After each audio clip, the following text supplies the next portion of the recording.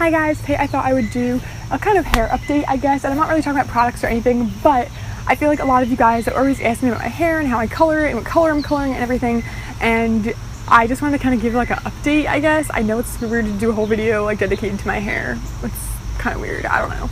But I haven't dyed my hair since November 2016. So it's been a while.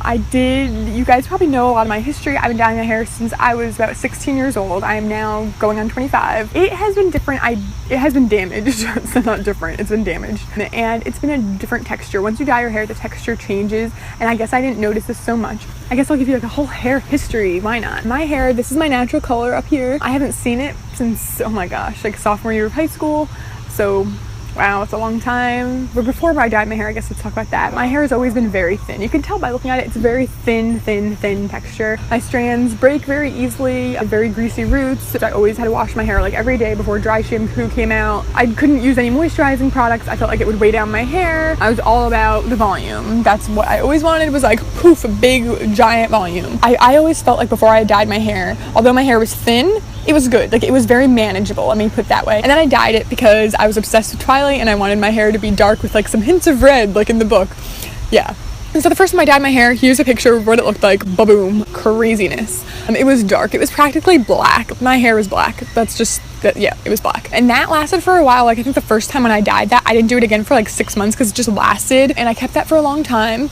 And throughout most of high school, I'm going to say my hair was around that color. I did go a little bit lighter. I let it fade a lot. It kind of got into like an orangey color. Auburn. Let's say Auburn. I kept with the Auburn look for a while. I'll put in a picture here of my graduation from high school. And all through then, since I was dyeing my hair texture actually got better. I felt like since I was dyeing my hair, I always used Revlon too. I've tried a couple other ones. I did a whole review of Drugstore ones. Revlon's always been my go-to. My hair throughout high school after I dyed it had gotten thicker. It felt thicker. It felt more volumized. I almost felt like dyeing my hair made it even better than it was. I was more manageable. It was easy to deal with. The only thing was like my roots grew out really quick, and like my roots, because this is my natural color, just looked gray. Now that I'm growing them out, they don't really. When they grow out and your rest of your hair is like really dark brown, they looked gray. So I had to dye my hair a lot, like my roots, and recolor like every 4 to 6 weeks. So throughout high school, I actually really loved the texture of my hair. I scrunched my hair a lot. I used the Tresemme curling mousse. I would put my hair in a bun when it was wet, take it out in the morning and scrunch it, and that was my look for most days of high school. My hair was also very dark brown my first semester of college. I'll put in a picture. A very dark brown. It had more warmth to it, definitely. It was like a warm, deep, like chestnut brown. I actually loved it. I think it suited me well, but at the time I also was fake tanning. Not fake tanning, I was like going to tanning booths like an idiot. So I was very tan, and I think that color suited me then, and I kept that for a super long time. At one point I bought some intense stuff from Sally's Beauty, and it didn't even show up that much. So then I went back after like a month after that and dyed my hair dark again, and then it was like black. Like if I can find that picture, I'll put it in. That's probably the darkest it had ever been since like the first time I dyed it. So I went back to that, and it was like that for a very long time, probably about 3 years ago. And then I went quite orangey. My hair was definitely very on the Auburn side. I think it was like, I'd call myself like it was ginger, like my hair was red. I actually thought that looked pretty good on me. I got a lot of compliments when my hair was that color. I think after I got over that like Auburn shade, that's when I professionally got my hair dyed, and that was what fried it. Honestly, from that experience, I will never color my hair again, like professionally. It's way too expensive, and it's so damaging that my hair was in such better condition when I was dyeing it myself with a box that cost $3. So I went to Ulta. I got like the discount from being a first-time customer.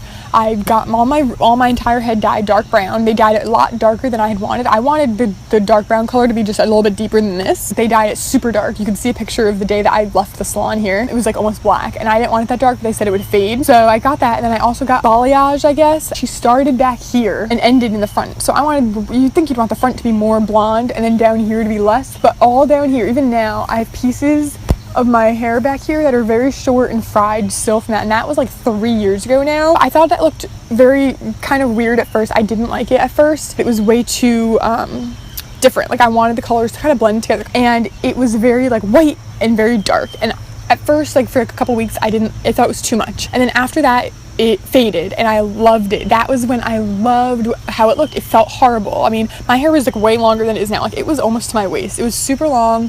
I can put in some pictures of a video. I remember when my hair was like that. It was so long and very fried, very damaged, very dry from the bleach, because every time I've dyed my hair myself, I'd never bleached it. And as it started growing out, I kind of loved it because the brown they had dyed my hair had faded to like a nice warm brown.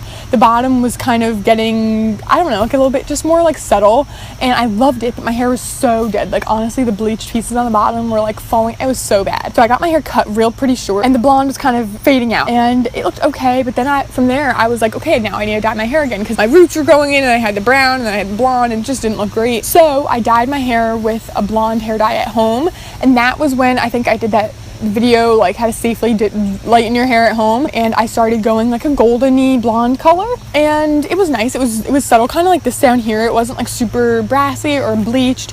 It was just a normal old hair dye that is meant to lighten dark hair only by a few shades. I did like that color. I did think it was a little warm for my skin tone, because that is when I kind of stopped fake tanning and stuff. But then yes, that is when I bleached my hair. So I love Revlon Colorsilk Hair Dye, but that is when I went to using the Revlon Colorsilk Frost and Glow, I think, and I did a whole video about that, a review on it, and I thought it worked for sure, but that, like, I overdid it. I instead of wanting like a few little highlights, I put it all over my head. It was very, very, very brassy. You could see the first day I did it. But yeah, that was I did like it. I had to use a lot of like toning products though, because it went so brassy, and I definitely wouldn't do that again. My hair was super damaged. Like, that was when I felt like my hair was the most volumized, because it was so damaged. It wasn't greasy or anything. It was literally like huge because it was so dry. Then I got my hair cut just for like a trim, and it was like, I don't know, around here, and this was like last fall, and right before I got my hair cut, sometime around there, I had dyed it like a brown color to get rid of some of the brassiness. I think I'd put in like a neutral brown color just to kind of tone down the bright brassiness. I really loved that color. That was great. I thought it looked really, really, really good. It still had a lot of the blonde in it, but it was very kind of like a warm, neutral brown, kind of what I'm going for. So that was last October, November, and I haven't dyed my hair since. Since then, I have used a toner to get more of the brassiness out, and I have used some purple products and stuff like that, but I have not dyed my hair at all since November, which is crazy. And I wanted to tell you about how it is growing out. So when you grow your natural hair out for the first time in 9 years, you're gonna expect some changes, and I was not prepared for that. So all those years of damage and dyeing and everything, I was used to the texture of my dyed hair. And now, pretty much from my roots to here is my natural hair. It's so thin. Remember when I said in the beginning of the video that my hair was so manageable back, like before I dyed it? Yeah. I don't know if it's just because it's such a big contrast to what's the dyed part, but my hair has gotten so greasy, and the thing is, I was still using products that were meant for my dyed hair that I've been using for all the years I've had dyed hair. And I thought, oh, okay, well, what should it make a difference? And it makes a huge difference. I've even tried to go back to the products I used before I ever dyed my hair, and that didn't work.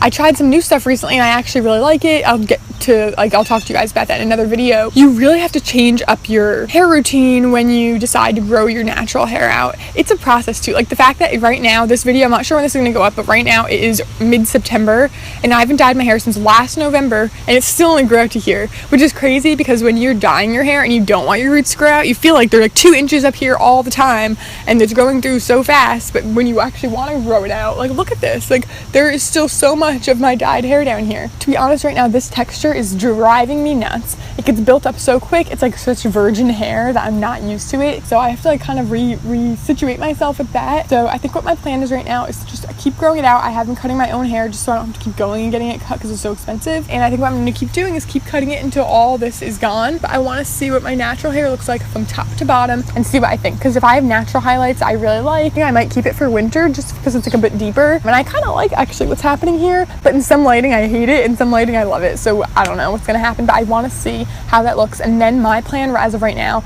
is I'm going to assume that when I see that, it's going to be too one-toned. I love dimension in my hair. Like, I love just having different tones very subtly. So I think once I see what that looks like, I'm either going to add in a few low lights for winter. I'm not touching my roots. If I don't want to do that in the winter, I might add in a few highlights. I'm not going to use bleach. I'm going to use the same Revlon hair dye in a lighter shade, like maybe 1 or 2 shades lighter than this, and just pop them in very cool, like the coolest blonde you can get, so that I don't have to keep dyeing my roots. Like, I'm just too lazy. I think that's pretty much it. So thank you so much for watching. Give this video a thumbs up if you liked it, and I'll see you next time. Bye.